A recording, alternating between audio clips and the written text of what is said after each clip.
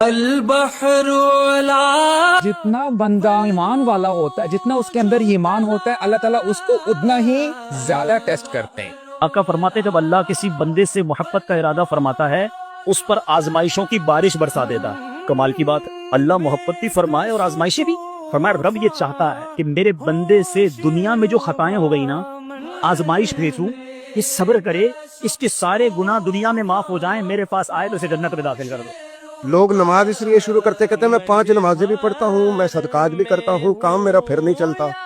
تو میں کہتا ہوں تمہیں پتہ ہی نہیں، نمازی کے لیے تو آزمائش ہے، جتنا جتنا ایمان کامل اتنی آزمائش بھی زیادہ ہو رہی ہے۔ شیطان وسوسہ ڈالتے ہیں ہمارے ذہنوں میں، شاید یہ تیرے گناہ ہی ہے، maybe Allah doesn't love you, لیکن یہ غلط کانسیپٹ ہے۔ اللہ تعالیٰ اپنے بندوں کے رینکس کو ایلیویٹ کرنا چاہتے ہیں۔ جب بندہ اپنے اعمال سے وہ رینک اچیو نہیں کر پاتا تو اللہ تعالیٰ اس کے اوپر اس طرح کی آزمائشیں ڈالتے ہیں۔